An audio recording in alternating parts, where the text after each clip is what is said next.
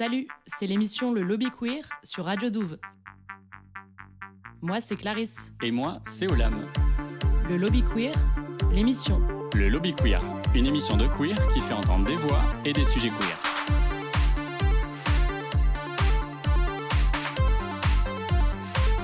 Vous êtes sur Radio Douve. Vous êtes sur Radio Douve. Le Lobby Queer, l'émission.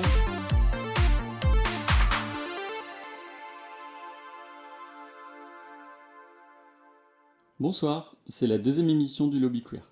On a reçu tellement de bonnes ondes et d'amour suite au premier épisode que, sans hésiter, on rempile pour un deuxième ce soir. Merci à tous pour votre écoute et vos retours nombreux. Dans cette seconde émission, on a choisi de vous parler de drag king.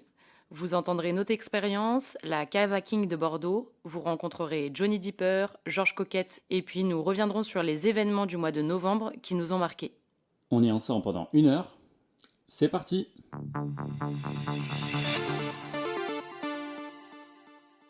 Pour Jésus la Vidange, drag king français, je cite, « Être drag king, c'est performer le genre masculin et se jouer de ses codes ». Donc en fait, peu importe l'identité de genre ou l'orientation sexuelle. Le drag king, c'est pas réservé aux femmes cisgenres. Il peut aussi être performé par des personnes transgenres, non-binaires, gender fluides et même des hommes cisgenres. Et du coup, Clarisse, pourquoi on a choisi de parler de King ce soir? En fait, tout est parti d'une discussion que j'ai eue un soir avec une amie à Paris. C'était une soirée King Bodybuildé. Il y avait une dizaine de personnes réunies autour de vidéos de bodybuilders, compètes de bras de fer, visage maquillé, fardés de fausses moustaches et de mâchoires dessinées au crayon noir.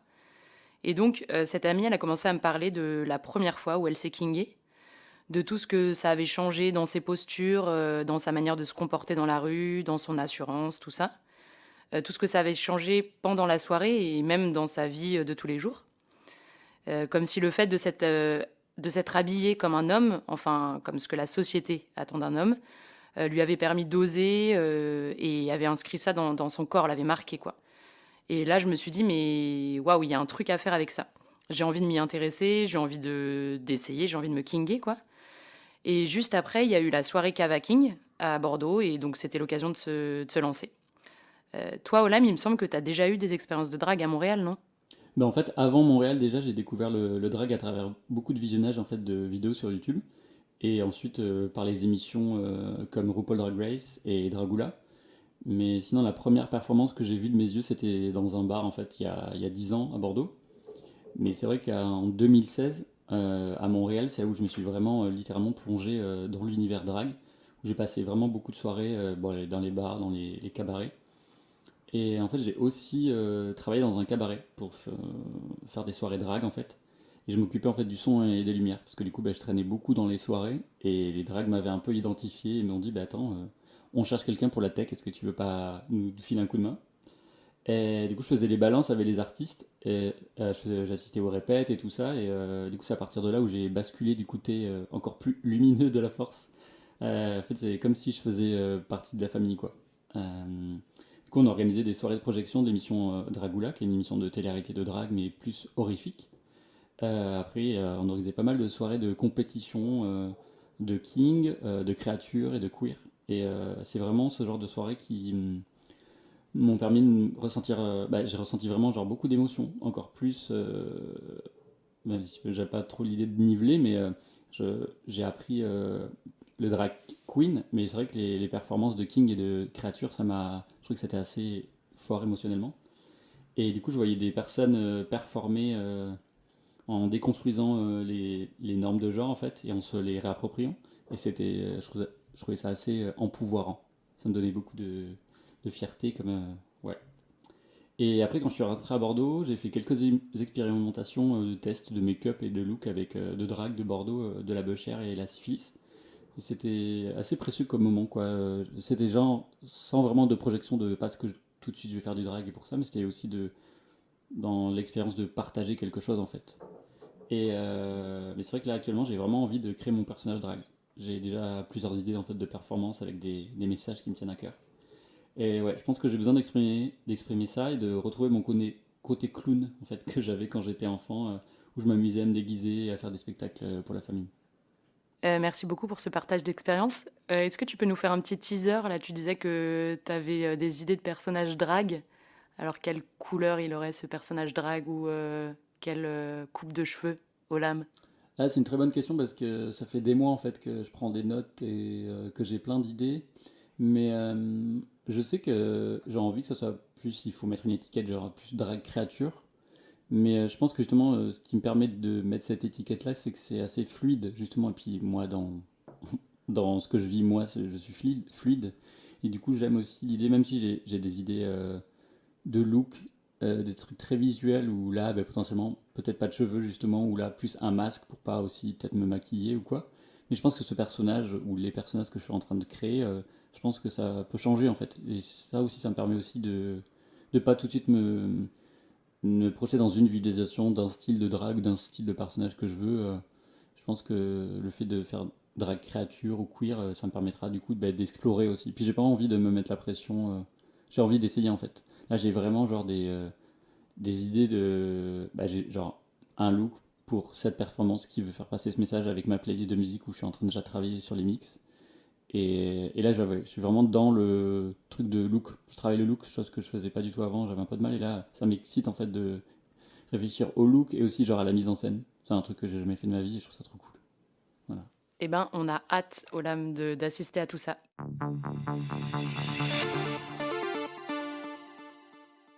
Maintenant, je vais vous parler de l'histoire des kings. Donc, à l'origine du drag king, on retrouve les male impersonators. Donc, c'est des transformistes masculins au 19e, au début du 20e siècle, qui performaient au théâtre, le plus souvent dans des music-halls d'ailleurs, en reprenant les codes du dandy. On peut citer donc par exemple Annie Hindle, Etty King, surnommée la Queen of the Kings, ou encore la Stone Butch afro-américaine Stormée de Larverie, initiatrice des émeutes de Stonewall, à l'origine, on le rappelle, de la première Pride. Après, au début des années 30, il y a eu le code Hays, donc c'est un code de censure du cinéma hollywoodien, qui, à l'époque, interdit les performances, mettant en scène, je cite, des perversions sexuelles, comme le travestissement. Donc, tous ces transformistes masculins, ils sont obligés d'arrêter leur show. Il y en a quelques-uns qui continuent à performer dans les années 60 notamment. C'est en 72 que le mot drag king est utilisé pour la première fois dans l'ouvrage The Queen's Vernacular, A Gay Election, pardon pour mon anglais, de Bruce Roger. C'est une sorte de dictionnaire queer. Et en fait, l'âge d'or, alors peut-être que je m'avance un peu, mais en tout cas, c'est au début des années 90 que le drag king investit réellement le champ artistique, avec des performances dans des bars underground new-yorkais et londoniens, avec des ateliers comme ceux de la performeuse Diane Thor et ses Drag King Workshop, et avec aussi le premier concours de drag king en 94 à San Francisco. Après, dans les années 2000, donc en 2002, sort le documentaire Venus Boys de Gabriel Bor. On l'a vu d'ailleurs pour préparer cette émission avec Olam et on valide. En fait, c'est un documentaire qui nous fait suivre le parcours de plusieurs drag kings et on se rend compte à quel point c'est polymorphe, en fait, le monde des kings. En France, on peut citer Paul B. Preciado, qui propose des ateliers au début des années 2000. Et aussi, sur la scène des kings parisiens, l'incontournable Louise Deville et son Drag King Femme Show Trio avec M. Mister et Wendy Delorme, qui est devenue maintenant autrice et qu'on aime beaucoup au Lobby Queer. D'ailleurs, si Wendy, tu nous entends, n'hésite pas à nous contacter. Et actuellement, enfin depuis quelques années maintenant, il y a donc Jésus Lavidange et Thomas Occhio qui ont lancé des scènes ouvertes avec la King's Factory.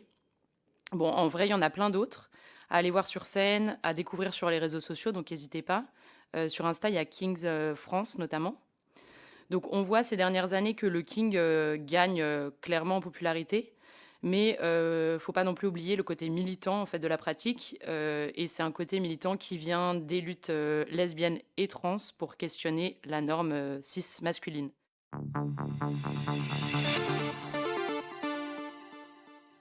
Et du coup, maintenant, on vous plonge dans la dernière soirée Halo King de la Cave à King qui a eu lieu fin octobre à Bordeaux. Le principe, c'est de rendre anguleux de rendre le visage anguleux. Ok. C'est-à-dire, donc, tu as la mâchoire Donc de faire des pommettes comme ça, un peu de souligner les pommettes de Ouais. chaque côté. Putain, t'es pas bien, Clarisse. Bah non, mais en fait, moi je me maquille jamais, alors déjà. Bah, moi non plus, écoute. Alors attends, Ouais, en fait, gros, c'est souligné, c'est ça. Oui, c'est ça. Et creuser aussi, là, Je te le fais sur un côté. Genre. avec les pommettes, là. Et c'est pas du noir que tu prends, Du marron. Si tu prends du noir, ça va faire fake. après tu l'estompes comme tu veux avec. Tu pourrais te mettre un peu de fond de teint. Ok, bon, on va essayer. En fait, j'ai des petites moustaches qui sont fines. Ouais, C'est quand même... À chaque fois, genre, je trouve que c'est ce qui me va le mieux. ouais, mais ça fait un peu Porthos, non, on pourrait dire. Non, mais plutôt mousquetaire. T'as des moustaches mousquetaires, c'est ça? Bah moi, je suis sur Google, j'ai tapé Ok. moustache. Toi, t'es sur Google. Et je suis en train de regarder, alors il y a des moustaches un peu poilues, tu vois, où tu sens la Ouais. coupe plutôt sauvage. T'as des moustaches ultra bien dessinées. Il y en a, c'est quand même folklore. Oh, c'est ouf. Oh, J'ai un peu marqué le nez. wow, putain, c'est fou. Ah, ça fait bizarre, je me reconnais pas. Ouais, t'as vu, peut-être un peu de marron. Oh, elle est trop bien la moustache. Ah non, j'adore comme ça, c'est très bien. Ouais. Bon, ok. Là, quand on a rangé un peu, Ouais, c'est super. ouais, c'est bien, c'est super quand même. Allez. Ça, c'est une tenue dans laquelle, en tout cas, je pourrais me sentir... Bien, Ça va. ok.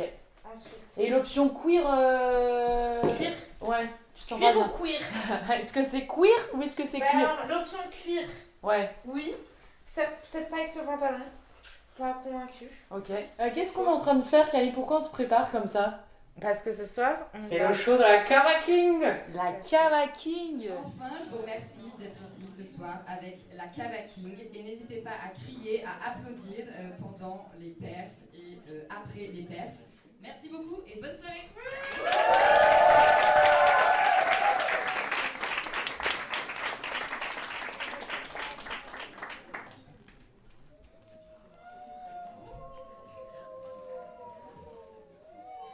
Ben, ce soir, on est au Pourquoi pas Café Culturel, puis c'est la soirée Halo King de la maison King, la Cava King. C'est quoi un king? En fait, dans le drag, c'est performer le genre. Et l'idée en fait d'être king, c'est de performer ce qu'on peut appeler les masculinités. Et il y a plein de façons de performer les masculinités. Et du coup, c'est ce que font ici la Cava King. La Cava King a préparé un spectacle en fait, et sur le thème d'Halloween, avec un petit thème autour de la piscine. Voilà, je n'en dis pas plus. Est-ce que tu peux nous décrire ton look ce soir? Du coup, vu que c'est un peu horreur, enfin Halloween et piscine, pool party, du coup j'ai fait un espèce de mix entre Beetlejuice, du coup j'ai un espèce de costume en bande noire et blanche, et dessous ma veste, j'ai un monokini, du coup un maillot de bain si jamais à tout le moment il y a une piscine j'ai envie de plonger dans la piscine. Voilà. Et est-ce qu'on peut parler de ce collier aussi? Et le petit collier araignée, effectivement, tu vois, je ne le sens plus, j'avais oublié. Effectivement. Et alors moi, pour confier quelque chose aux auditoristes, Tu ressembles à quoi? bah, je suis en noir, avec un petit blouson en cuir sans manches. Et c'est surtout pour la première fois, je me suis kingé la face. Oh oui, tu t'es bien kingé la face. Voilà, donc peut-être qu'à la fin de la soirée, j'aurais trouvé mon prénom de king. Oh, ouais. Vas-tu nous révéler ton nom de king à la fin de la soirée? On garde le suspense, peut-être. On ne sait pas. Rendez-vous à la fin de la tout à l'heure. soirée.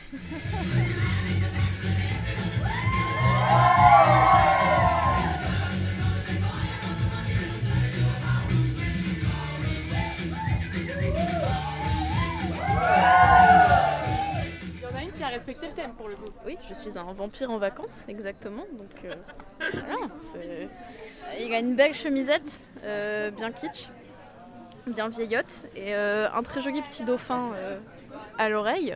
Et bon, j'ai pas fait les coups de soleil, mais j'ai presque eu envie. Est-ce que c'est la première fois que tu te kingues? Troisième. Et j'ai l'habitude. J'aime bien la scène king. C'est un peu comme pour les queens, même si de base, moi, je connais davantage le drag king que le drag queen.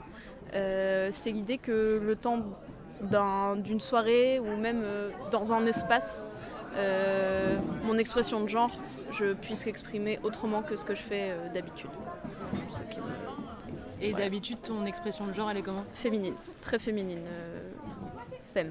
Mais quand c'est des soirées king, ça me fait plaisir. Et en fait, elle est femme sans que je le veuille forcément. C'est plus par flemme parce que physiquement j'ai ce qu'il faut et du coup ça passe. Mais pendant les soirées King, ça me fait plaisir de justement pouvoir faire... Tu vois, tu peux te dire le maquillage et tout, ça sert que pour féminiser. Et j'aime bien utiliser ça pour masculiniser. Et t'as l'impression que ça change ton rapport au monde, à la manière dont tu marches dans la rue ? La manière dont je marche dans la rue, moins, parce que t'as quand même toujours un petit peu peur de te faire mal voir par des gens ou accoster ou qu'on se foute de ta gueule. Mais quand j'arrive aux endroits où je sais que c'est tranquille et qu'il y a des gens que je connais ou que c'est ok, oui, là, mon rapport à mon corps dans l'espace est quand même un petit peu différent. On va dire que je vais être moins dans la réserve. Je vais tout de suite adopter des codes qui sont... même si c'est léger, hein, même si des fois ça paraît juste dans ma tête, mais c'est suffisant, tu vois. Genre je vais plus mettre mes mains dans mes poches, je vais avoir un écart entre les jambes qui va être plus grand, je vais prendre plus d'espace si jamais je parle, ce genre de choses. Et un truc que tu t'autorises pas forcément quand t'es... Un truc que je m'autorise pas forcément à faire tout le temps, ouais. Ok, bah alors Voilà. Kingons-nous plus. Hein, à Kingons-nous tous les jours, en vrai. Alors là, j'ai des fantastiques brassards de 2 à 6 ans, donc qui se trouvent au niveau de mes poignets. J'ai un bonnet de bain, une paire de lunettes de plongée et une combi verte avec des talons rouges et un maquillage fait en 5 minutes dans ma voiture à base de contouring et de sourcils. Alors moi j'ai essayé de faire une inspiration David Bowie, you know, like the white thin Duke. Et puis j'étais confronté au fait que je ne ressemble pas à David Bowie. Tu ressembles à toi. Voilà. À Dandy, en tout cas, un Dandy. À Billy Bird qui ne cesse de ressembler à Elvis Presley. Voilà. Malgré tout ce qu'il peut essayer de faire d'autre, il ne peut ressembler qu'à Elvis. Et alors Billy Bird, c'est qui d'ailleurs ? C'est un des King créateurs de la Cava King, avec qui avec George Coquette s'est allié pour créer ce beau collectif qui a ouvert la première scène de King à Bordeaux. Et qui a ouvert la possibilité à plein de Kings de performer, notamment sur les scènes ouvertes, et de rejoindre les membres permanents de la cave. Et donc ça a été créé en mai 2019, et donc ça fait 3 ans aujourd'hui avec cette 4e cuvée, je dirais. Bienvenue, faible mortel, dans le manoir de George Coquette. Chaque année pour Halloween, George, riche dandy d'une contrée lointaine, invite un public très sélect à venir profiter de sa piscine et de son énorme manoir pour une pool party aux couleurs de la citrouille. Et ben ce soir je viens voir la Cava King pour leur soirée Halo King. Et je suis une fan de la première heure de ce collectif de drag king. C'est vraiment avec la Cava King que j'ai découvert le drag en fait. J'avais jamais vu de drag avant. Et ça m'a fait beaucoup d'émotions en fait les premières fois que j'ai assisté à leur show. Et c'était un moment où j'étais pas du tout partie prenante de la vie communautaire queer. Et ça a été très fort pour moi la découverte du drag avec la Cava King. Est-ce que ça a provoqué quoi ? Est-ce que tu te souviens un peu de ces émotions-là ? Une espèce de sentiment de joie et de soulagement et de gratitude du fait notamment de voir en vrai le monde auquel j'aspirais appartenir.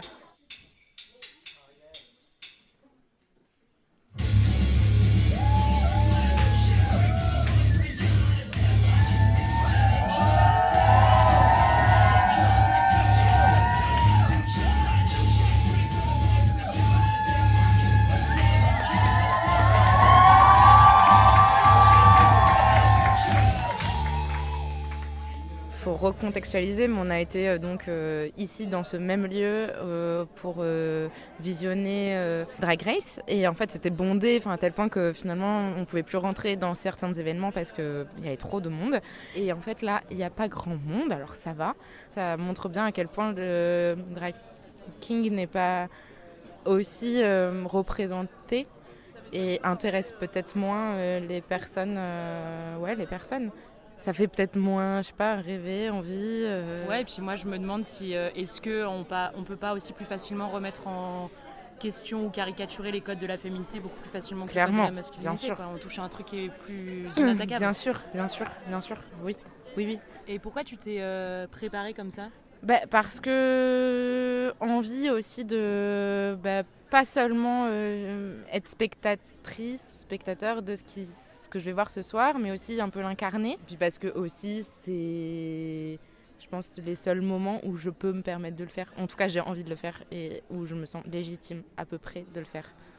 Moi, j'ai eu un truc quand même. Déjà, quand je me suis vue dans la glace, je me suis pas reconnue. Carrément. Et je suis sortie. Et alors après, ça change pas. Finalement, mon look ne change pas vraiment. C'est plutôt mon maquillage. Mais j'ai eu un truc où j'ai un peu roulé des mécaniques. J'ai senti mes épaules qui faisaient blam, blam, blam. Mais je comprends tout à fait. La première fois que j'ai fait ça, c'était aussi pour une soirée. Donc aussi, j'allais rejoindre des personnes. J'étais en vélo. J'ai eu l'impression de vraiment... que rien pouvait m'atteindre, quoi, vraiment. Et là, ça me l'a pas trop fait, mais parce que je pense que j'ai pas trop réfléchi. Et je pense que, au cours de la soirée, peut-être que ça peut faire ça. J'ai envie de refaire l'expérience. Du coup, on vient d'écouter le son sur la dernière soirée de la Cava King. Est-ce que tu voudrais, avec le recul, du coup, nous parler un peu de ton expérience, comment tu as vécu ce moment ? Déjà, je crois que quand je me suis regardée dans la classe, je me suis trouvée beau. Après, j'ai pas l'impression que ça ait changé beaucoup de choses. Enfin, je crois que ça n'a rien changé dans mes postures, dans ma manière de me comporter à l'extérieur. Peut-être que le regard des gens a changé. Simplement, mais j'ai quand même envie j'allais dire de pousser le vice, mais d'aller expérimenter davantage. Et voilà, j'ai eu quand même cette petite impression de rouler un peu plus des mécaniques. Je crois que j'aimerais peut-être assumer ça davantage grâce au King. Ouais, c'est drôle que tu dises, j'ai vraiment eu l'impression que tu avais encore plus d'attitude que d'habitude, où ta posture était encore plus affirmée et marquée, et même dans ton regard, il y avait un petit truc un peu coquin, je sais pas si c'est le bon mot, mais je sentais que tu t'amusais aussi de ça, quoi. Je trouve ça très joyeux, en fait, et on a fait une petite photo souvenir, en fait, qu'on pourra mettre, du coup, peut-être sur l'Instagram pour partager aux gens, pour voir à quoi tu ressemblais, si c'était ok. Oui.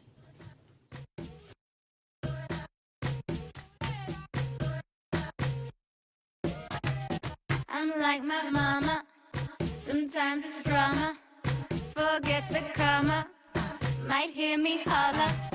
Reverse Madonna, that's me. My bike's a Honda, that me. Michelle Obama, that me. You feel me holler. I'm a gold just like. I'm a gold just like. I'm a gold just like.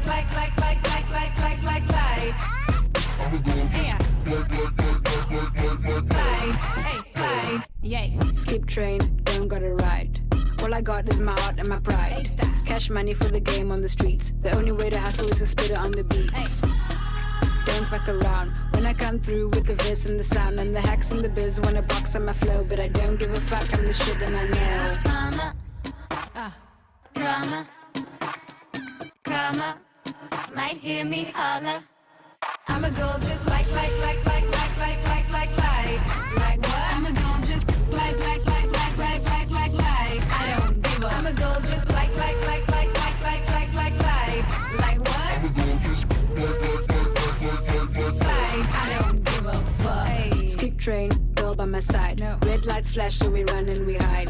Home girl got her head in the books, and I translate words with my bars and my hooks. Don't fuck around when I come through with the verse and the sound. And the hacks and the biz wanna box on my flow, but I don't give a fuck, I'm the shit and I know. Don't give a fuck. Don't give a fuck. Don't give a fuck. Don't give a fuck, I'm the shit. I'm like my mama, that's me. Sometimes it's drama, that me. Forget the karma, that me. Might hear me holler. Reverse Madonna, that's me. My bike's a Honda, that me. Michelle Obama, that me. You feel me holler.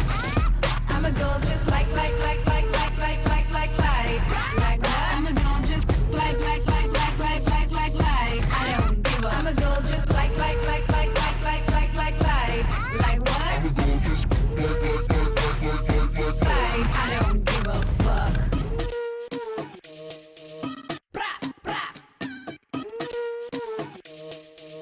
I don't give a fuck.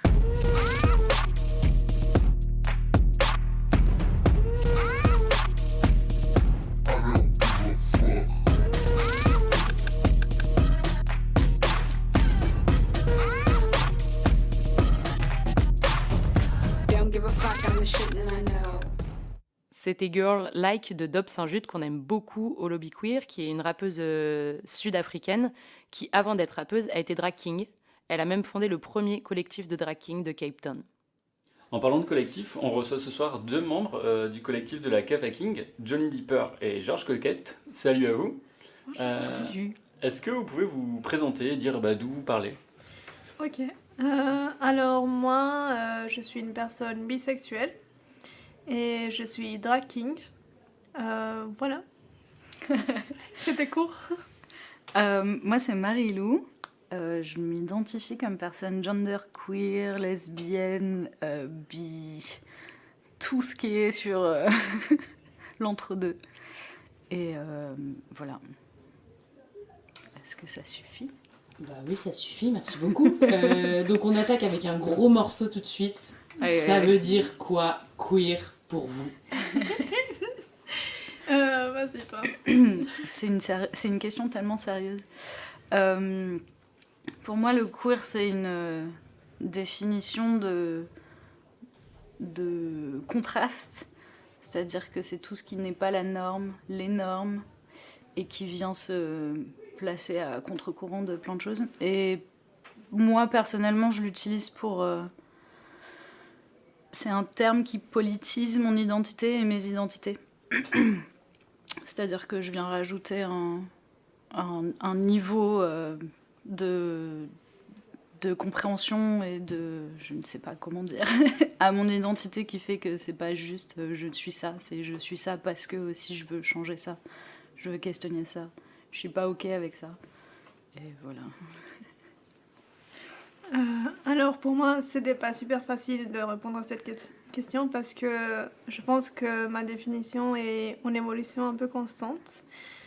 Dans ce moment, je dirais que pour moi, queer, ça veut dire une identité qui est contre le système cis-hétéro et qui est politique, mais en même temps, je pense que toutes les identités de la communauté LGBT sont politiques aussi. Donc voilà. Mais je pense que queer est un peu plus fluide et un peu plus vraiment venir à l'encontre du système. Voilà. Du système, du coup. Oui, et voilà. Et du coup, le drag king, c'est quoi pour vous? Alors, pour moi, le drag king, c'est représenter la masculinité sur scène, se l'approprier, la redéfinir et voilà. Jouer avec, je pense. Moi, le drag king, c'est un moyen d'expression que j'associe énormément à l'histoire des lesbiennes et qui me touche aussi par ça, et je suis rentrée aussi par ça. Et pour le définir, c'est ça, c'est jouer sur le spectre des masculinités et que ce soit jouer un personnage qui se définit comme homme ou jouer avec les codes de la masculinité. Et c'est un art qui évolue avec les codes genrés de la société dans laquelle on est. Et le drag d'il y a 50 ans n'est pas le même que le drag de maintenant. Et voilà, pour moi c'est ça. Et du coup là, Georges t'en parle un peu, mais pourquoi vous êtes venu au King, vous? Alors, du coup, moi comme je disais au début, je m'identifie comme genderqueer. Je suis de cette génération qui dit plutôt genderqueer et non binaire, mais c'est un peu des identités qui se recoupent, qui sont similaires. Vraiment cette identité de se sentir queer dans son identité de genre et tout ça. Donc j'ai toujours été attirée par le côté masculin parce que j'ai été élevée en attente de performer le féminin, en attente d'être habillée avec des robes, tout ça. Et j'ai toujours eu un intérêt pour la mode masculine. Et ça, c'est toujours des choses qui m'ont plu. Ensuite, j'ai développé mon identité féministe et mon identité le patriarcat, c'est de la merde. Donc du coup, avoir peut-être un regard un peu plus critique sur des hommes et donc du coup aussi des masculinités qui peuvent être ou non considérées comme masculinités toxiques. Donc en fait, je suis un peu rentrée dans les deux côtés, par les deux côtés, pour le drag king, le côté de la critique et le côté de vouloir jouer un rôle pour s'en moquer, et en même temps le côté de l'appréciation et le côté queer et genderqueer de vivre son identité de genre d'une façon différente. Moi, je suis quelqu'un qui fait pas de transition médicale ou hormonale ou physique en soi, outre que ce que mon corps veut bien me faire là maintenant. Et donc du coup c'était aussi une façon de le vivre différemment. Et je vois que ça se lie vachement à ça. C'est aussi pour ça que je voulais faire ça, et que c'est pour ça que depuis que je suis gamin, je joue des personnages masculins au théâtre aussi, parce que ça m'attire pour ça, parce que c'est une façon de vivre moi-même différemment. Et toi, Johnny, du coup? Je pense que je résonne pas mal avec ce que tu as dit sur le fait de vivre ta masculinité. Je pense que j'ai connu le drag king à travers le drag queen, et je voyais que j'aimais bien la performance, mais que le drag queen ne me convenait pas du tout, je me sentais pas bien dedans.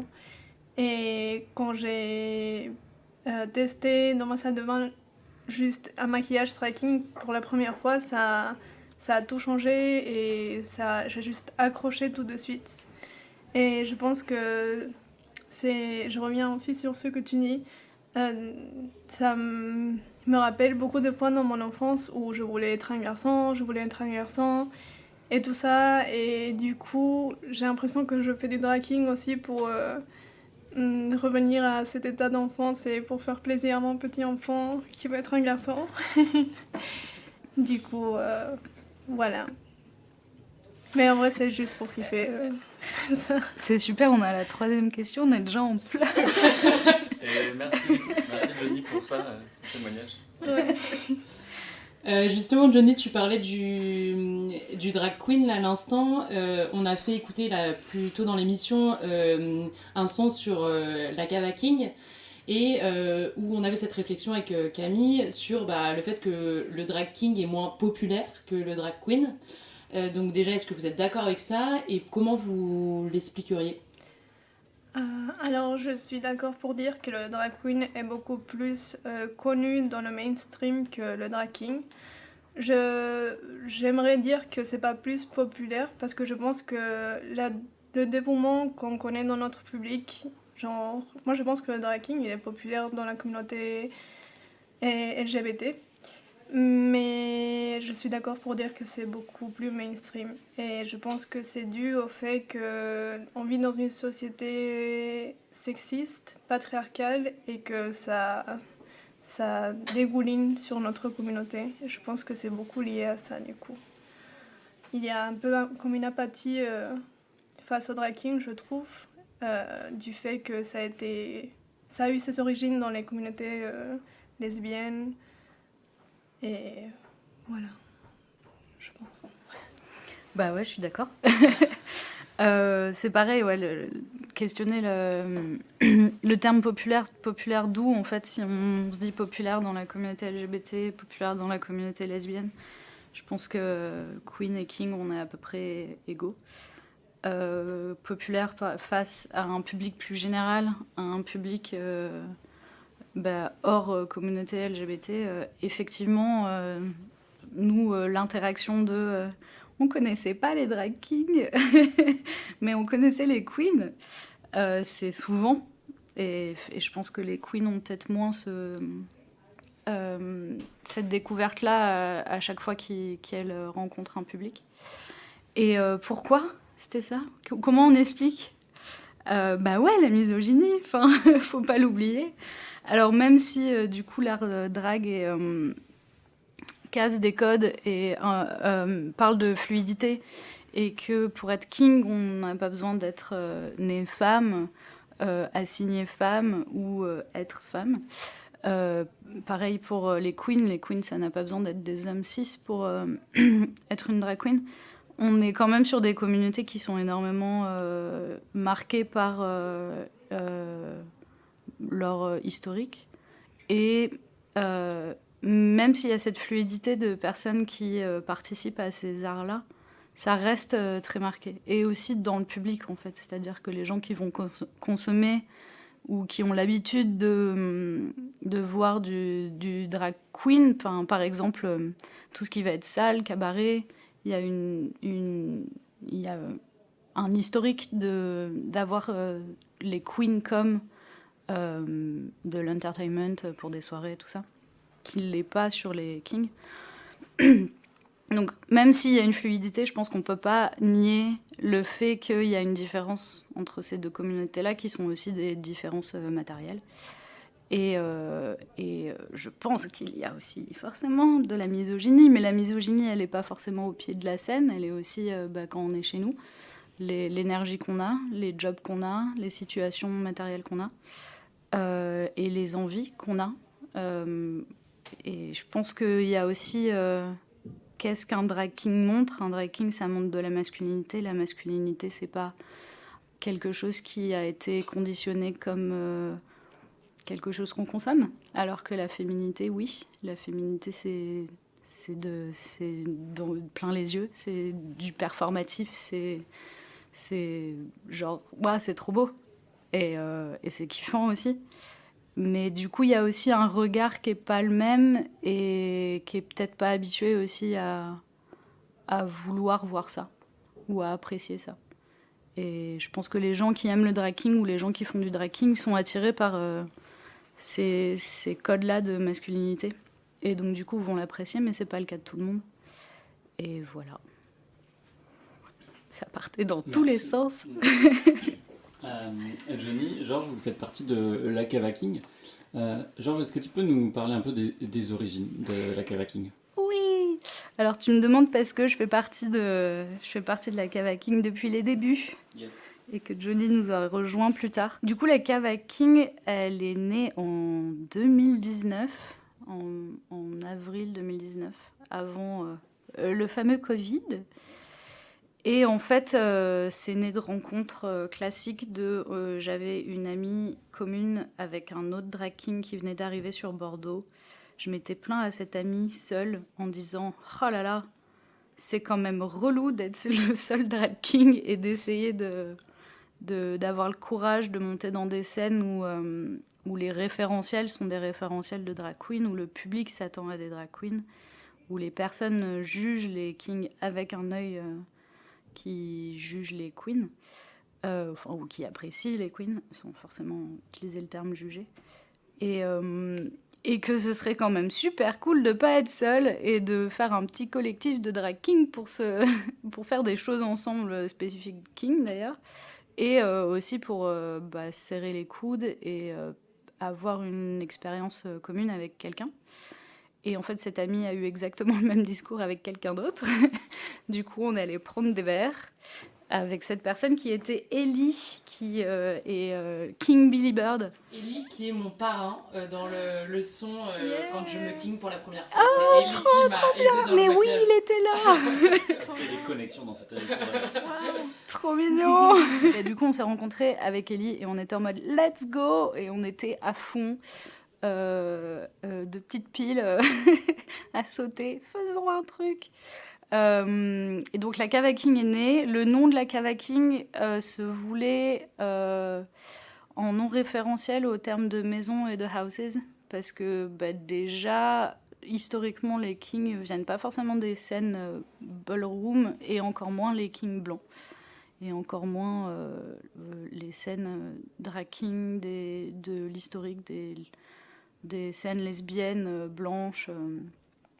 Et il y a des catégories king, et il y a dans les ballrooms, la masculinité est un sujet et une chose performée, mais nous, on vient pas de ça.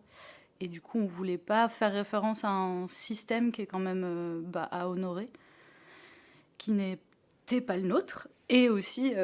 fuck le principe de famille, de papa, on est tous nos propres papas. C'est pour ça que j'aime bien le parrain. Il n'était pas ton père, il était ton parrain. Alors moi, c'est une éducation judéo-chrétienne que j'ai utilisé ce nom. Mais ouais, donc du coup, on voulait essayer de trouver autre chose que maison. À l'époque, il y avait quelques collectifs. Il y avait Maison Éclose. Il y avait pas mal de collectifs qui jouaient du coup qui se référençaient à ça. Et du coup, on a trouvé la cave parce qu'on est à Bordeaux et que pour performer à Bordeaux, il faut forcément passer par des caves, que tous les lieux quasiment alternatifs bordelais sont dans des caves. Enfin, en tout cas, moi, c'était mon expérience à l'époque. Et puis la cave, le vin. Donc voilà, nous sommes devenus la cave à King. Et toi, Denis, du coup, comment t'as découvert et t'as rejoint quand la cave à King?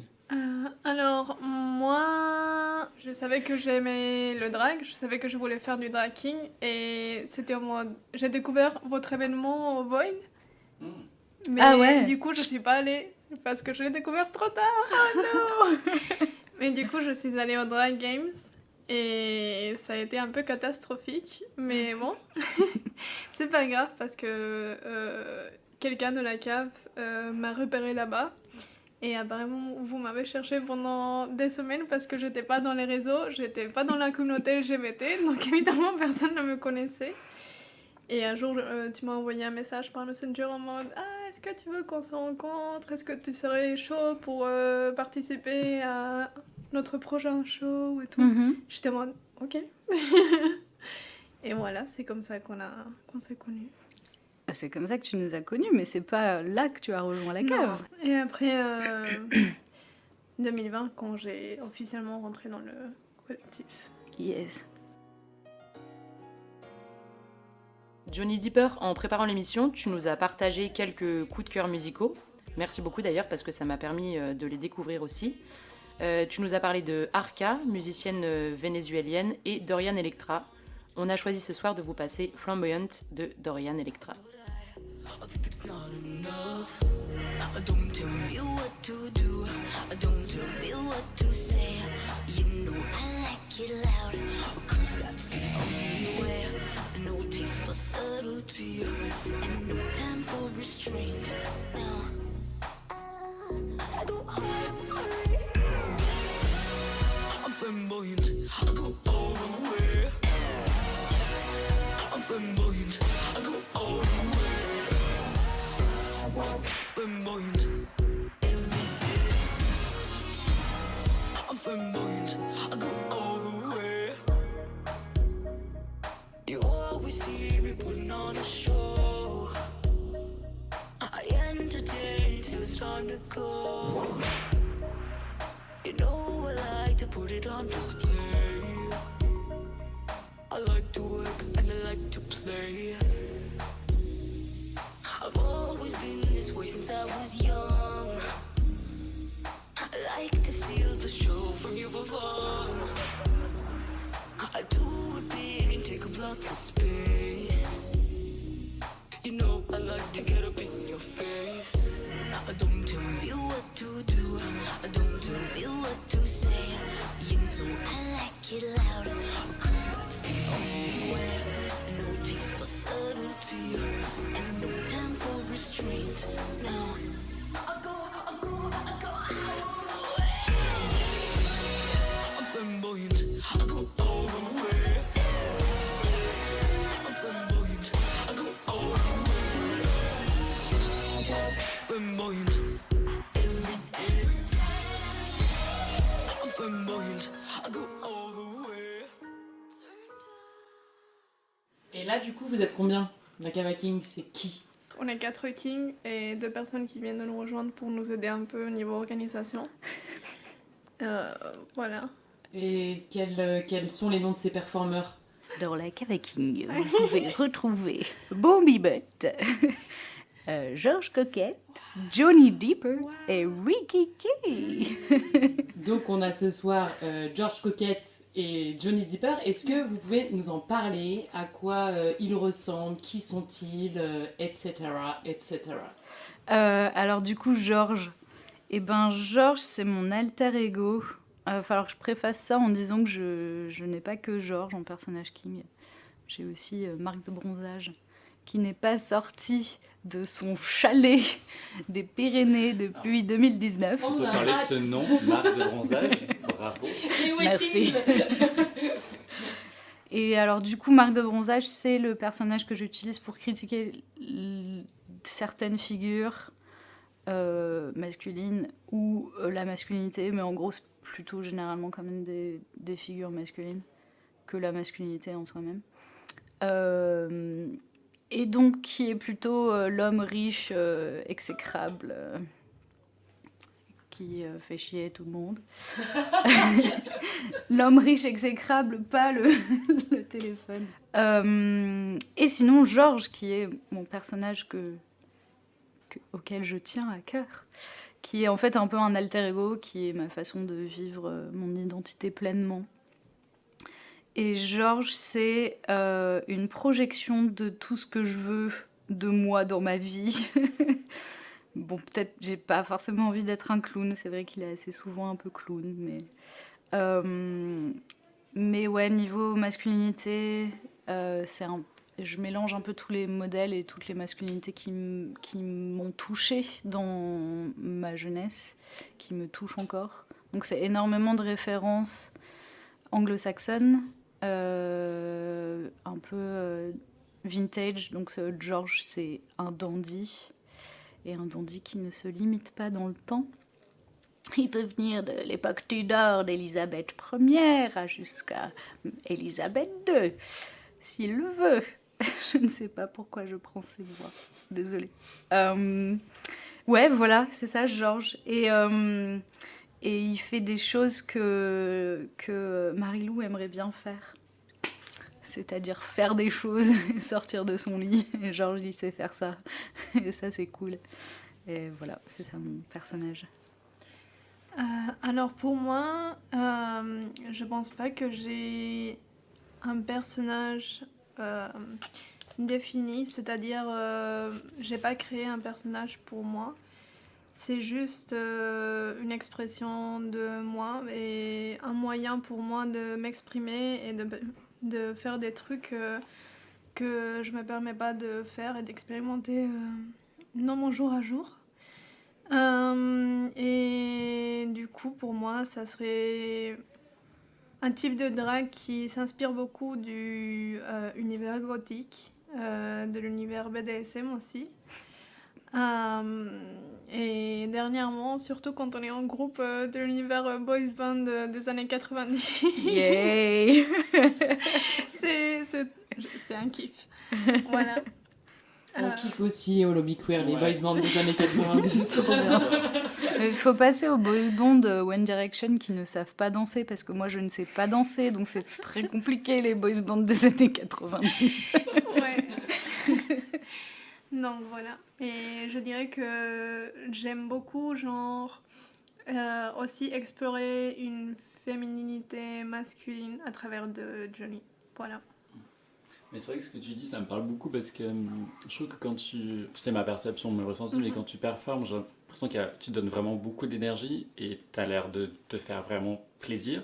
Du coup, tu nous fais vraiment genre... Tu donnes beaucoup de toi sur scène et c'est hyper plaisant de te voir kiffer en fait. Merci. Et c'est ça, c'est très flou en fait ce que tu proposes et c'est toi en fait, c'est juste de l'énergie et tu sens parce que tu t'amuses en fait.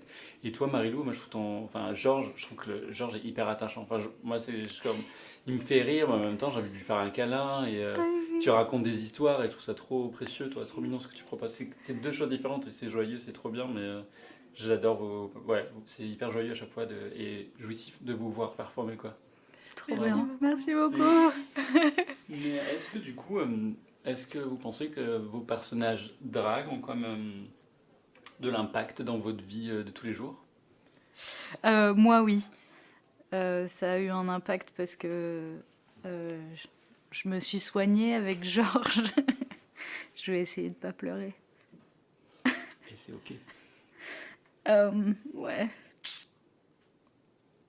C'est une autre question, mais genre pourquoi j'ai fait ça, c'est aussi pour sortir de l'apathie et de rien faire, quoi. Et You don't give hugs and I get a hug. Ouais, c'était ça. C'est un personnage qui m'a poussée à sortir de ma tête, quoi. Et du coup, c'est toujours un peu bizarre parce que j'ai un peu l'impression d'être en distanciation quand je suis sur scène, mais c'est toujours très kiffant de monter sur scène. Du coup, là, on passe plutôt santé mentale et tout ça, et on n'est plus sur identité de genre et tout ça, mais vraiment, ça m'a retourné. Parce que tu fais des trucs. Et c'est une autre question, mais je suis illustratrice. Et en fait, quand tu fais des dessins, tu rencontres pas ton public. Et là, tu rencontres ton public direct. Et t'as la réaction directe. Du coup, c'est vraiment complètement autre chose. Et en fait, ça me manquait. Et j'avais besoin de faire du théâtre et tout. Et je pense que j'étais vraiment... avant de monter la cave, j'étais vraiment dans un moment en mode... je fais rien. Et j'ai l'impression de pas rencontrer de monde. Et j'ai l'impression qu'on n'a pas tant de soirées spécifiques, nous, Gwyn, Dyke, Transpédé. Il y en avait, mais pas assez, quoi. Il n'y en a jamais assez. Et j'avais envie, moi, de porter ces projets-là et ces communautés-là. Enfin, de vraiment avoir un espace pour le faire, quoi. Et du coup, carrément, moi, mon personnage, c'est genre, ça m'a tellement aidée. C'est-à-dire que je me disais, Georges va faire le truc. Même si toi, Marilou, tu peux pas le faire, tu vas le faire. Parce que c'est Georges qui va le faire. Et donc, du coup, ça m'a enclenchée dans une dynamique, quoi. Et donc, ouais, c'est ça que ça a impacté, surtout, la santé mentale. Et le genre aussi, parce que du coup, j'ai l'impression que les gens arrivent à plus visualiser cette identité genderqueer, mais moi, c'est un truc que j'ai jamais trop eu besoin, le regard des autres, pour me valider dans mon identité genderqueer. Mais c'est vrai que du coup, ça aide les gens à se dire « Ah oui, Marilou, c'est Marilou et Georges. C'est les deux, c'est un mélange. Il n'y a pas une énorme transformation entre Marilou et Georges, même si Georges est plus libéré, prend plus de place, a une tête différente, enfin voilà. Mais ouais, la transformation, elle est vraiment sur sortir d'une dépression, sortir d'un rien, sortir d'une solitude, tout ça, quoi. Yay, pleurons tous ensemble.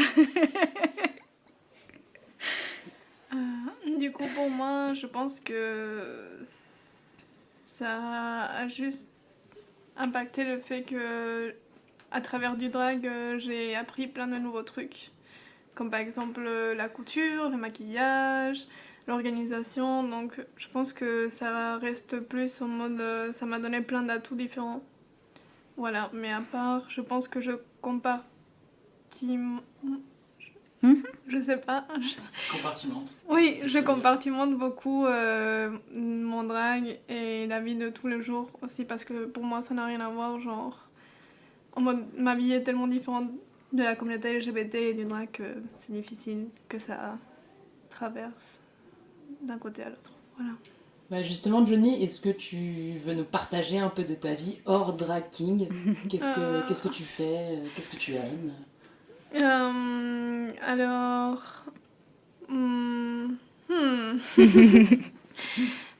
bon, déjà, j'aime beaucoup tout ce qui touche au drag. En vrai, la couture, je kiffe. C'est un truc que le drag m'a permis d'explorer un peu plus.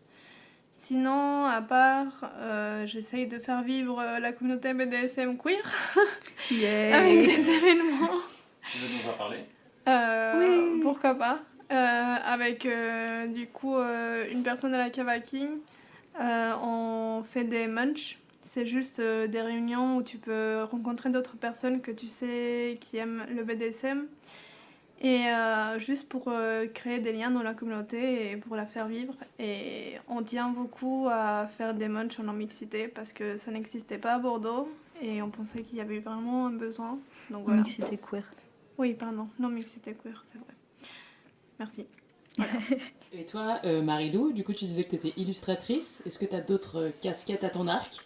Ouais, je suis illustratrice, autrice, vite fait plasticienne. Enfin, c'est un artiste multidisciplinaire vu que je fais du drag. Enfin voilà, je touche un peu à tout et j'aime bien ça. J'ai besoin de ça. Et je fais aussi pas mal de bénévolat avec le Gyrophare, qui est l'association centre LGBT de Bordeaux. Mais ouais, je fais de la BD. En fait, j'aime beaucoup aussi questionner la place de l'archive LGBT dans mon travail graphique. Et ça me plaît de ouf. Et voilà, c'est ça que je fais de ma vie. Est-ce que tu veux nous en parler un petit peu plus de ce projet-là? avec effectivement le gyrophare, on lance enfin une petite initiative, pour le moment petite, un petit groupe sur les archives, parce que le gyrophare a un fonds, mais un fonds qui n'est pas exploité, qui est difficilement consultable. Et donc du coup, on s'est retrouvés avec plein de gens et de profils différents avec cette idée de faire quelque chose avec ce fonds, avec le rêve ultime d'avoir un centre d'archives LGBT sur Bordeaux qui reste indépendant. Et voilà. Et donc du coup, ce collectif tout jeune s'appelle la Boîte sous le lit. Et j'espère que ça parle à tout le monde. Nos petites boîtes avec les photos de nos ex et les photos de manifs, les flyers des soirées. Gardez-les, s'il vous plaît, vos boîtes sous le lit. Faites-en quelque chose quand vous en voulez plus. On les récupérera un jour. Où est-ce qu'on peut suivre les aventures et les prochains événements de la Cava King et les aventures de Johnny Deeper et Georges Coquette? Notre prochain événement, ça sera une scène ouverte le 14 janvier au Pourquoi Pas, au Grand Pourquoi Pas. Yes. Donc on vous attend. Avec plein de kings et plein de gens pour qui ça va être leur première fois et qui attendent ça depuis longtemps, étant donné que c'était une scène ouverte qui devait avoir lieu en juin, qui a été déprogrammée à cause non des fachos mais de la canicule. Et on a une guest star, s'il vous plaît, genre venez, on aura Judas la Vidange de Paris. Et voilà. Ça te parle? Oui, on en a parlé du coup, c'est waouh, super teasing, merci, bravo. On a encore plus hâte, j'avais déjà très hâte pour cette soirée, mais waouh. J'espère que tout le monde a bien noté, le 14 janvier, c'est bien ça, au Grand Pourquoi Pas. Tout à fait, ouverture des portes à 19h, show à 20h si possible, voilà, on aura sûrement du retard. Prix libre mais conseillé, 5 € pour que tout le monde ait un petit cachet à la fin. Voilà. Est-ce que on en vient à la fin de l'interview, je pense, de notre entrevue. Est-ce que vous avez envie de rajouter des choses? Ouais, si, moi, grave un conseil. Attendez pas d'avoir quelqu'un qui vous dit que vous pouvez monter sur scène. Si vous avez envie de faire du drag king, faites-le, prenez la place. Commencez. Vous n'avez pas besoin d'avoir un papa, une maman. Ne vous dites pas bébé king à partir du moment où vous vous mettez en king seul, c'est que vous êtes king. Personne vous a maquillé. Et même si quelqu'un vous a maquillé, vous serez tout à fait apte à monter sur scène de vous-même. Genre vraiment, lancez-vous. Et je pense qu'il faut combattre un peu cette idée-là d'attendre d'être parfait avant de faire du drag, parce que c'est pas ça l'esprit drag, encore moins l'esprit drag king. Et du coup, ouais, allez-y, lancez-vous, faites des trucs. Faites des scènes drag king sur Bordeaux, pour qu'on puisse venir les voir. Ouais. Voilà.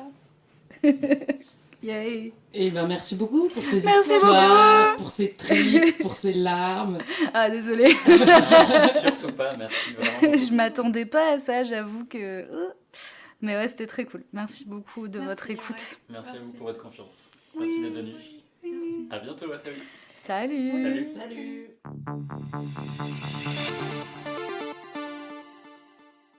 Le mois dernier, le micro du Lobby Queer est allé suivre différents événements. On avait donc envie de vous en faire entendre quelques-uns ce soir. Le 20 novembre, c'est la journée internationale du souvenir trans, ou TEDOR. À l'appel de FACA, place aux Ancres, UCL Bordeaux et Transport.0, nous nous sommes réunis place André Meunier pour commémorer les 327 ADEF mortes cette année.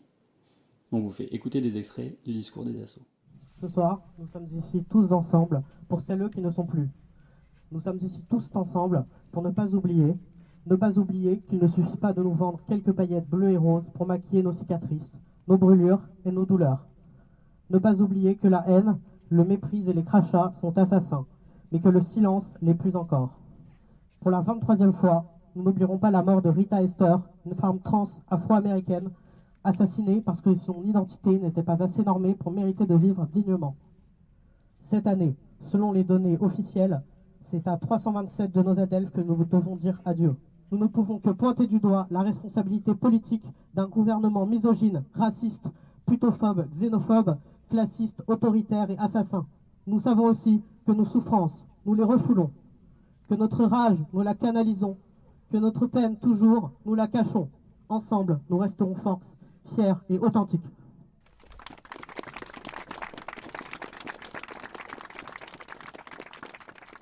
On a un autre son à vous faire écouter. On est parti en virée dans la Ville Rose de Toulouse. C'était pour les 30 ans de l'association ACT UP. Et du coup, voilà, on a profité de la soirée. Et du coup, je vais vous laisser en fait écouter le son du reportage. Alors, on est en train de marcher sur une allée boisée à côté de Péniche à Toulouse. Et pourquoi on est à Toulouse?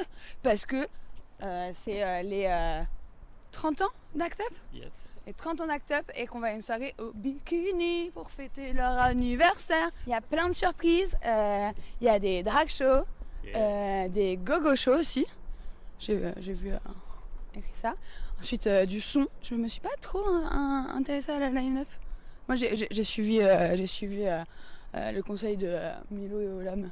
C'est-à-dire que je fais tellement confiance à ces deux personnes que j'irai partout où il y a les irons. Du coup, moi, je suis volontaire en service civique à ACT UP. Le monde de la fête, ça me plaît beaucoup. Et que le soin communautaire, ça me parle beaucoup. Et donc ça faisait carrément sens dans ma vie de faire ça. C'est une période où j'avais rien à faire et du coup je voulais m'engager et donc voilà, je suis là ce soir dans ce cadre-là. ACT UP, c'est une association, donc ça fait 30 ans que ACT UP existe, qui lutte contre qui fait de la prévention sur les IST, sur la sérophobie, sur la toxicophobie et voilà. Moi, ce que j'ai envie de faire dans ma vie, c'est d'agir à l'envergure de mes deux bras et c'est ça qui fait sens. C'est important pour moi parce que c'est moi et c'est mes amis qui sont concernés par ces problématiques. L'événement de ce soir, donc, c'est une soirée pour les 30 ans d'ACT UP. Donc on célèbre les 30 ans d'ACT UP et les 30 ans de lutte et on espère que ça va continuer.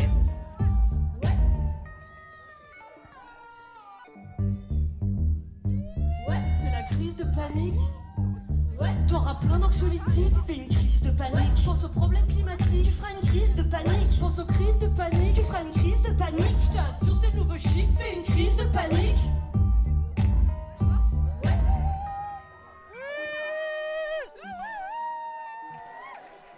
30 ans de mobilisation pour défendre les droits et les conditions de vie des personnes séropos, des personnes LGBTI, des personnes détenues, des personnes migrantes et des malades, où qu'elles soient, d'où qu'elles viennent. 30 ans aussi durant lesquels on a perdu des camarades. Ce soir, on pense à LE. Vos étoiles brillent pour toujours dans le paradisco. On va pas vous mentir, ce soir, on a aussi un peu envie de s'évader, d'oublier. Ne pas penser qu'on se fait casser la gueule juste parce qu'on tient la main de cette fille ou de ce garçon dans la rue. Pas penser qu'on doit encore galérer pour être écouté sérieusement par nos médecins. Pas penser que les PD et les migrants et migrantes sont encore les premiers contaminés. Pas penser que le nombre de contaminations ne baisse toujours pas. Qu'on réprime encore les putes et les tox. Qu'on mutile les inters. Qu'on ignore et violente les personnes trans dans le milieu médical. On voudrait pas penser à tout ça. Au moins pour ce soir. Alors ce soir, on vous dira pas qu'on va se battre pour le moindre centime de nos subventions. On vous dira pas que la sérophobie est toujours là, que les LGBTI-phobies aussi. On vous dira pas que la mairie vire les pauvres du centre-ville, que la sécu est en train de mourir, que les hôpitaux publics aussi, et que les inégalités d'accès aux soins et aux droits continuent. On vous dira pas que les transphobes sont reçus dans les ministères, et que décidément, le sida a encore de beaux jours devant lui. On vous dira pas que parfois, on est épuisé, qu'on voudrait tout lâcher, mais que la lutte, c'est ce qui nous porte, et qu'on laissera pas nos communautés crever.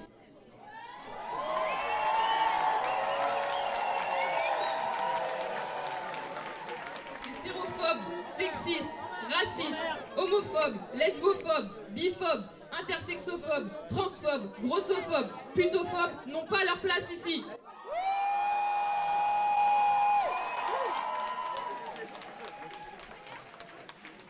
Vous êtes belles, vous êtes beaux, vous êtes bellos, prenez soin de vous.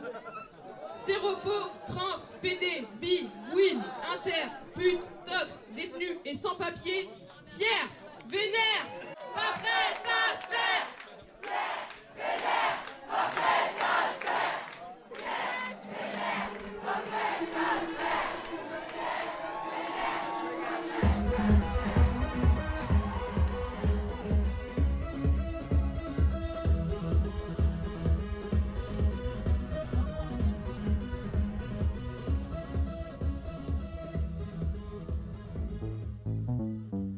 C'était l'émission Le Lobby Queer.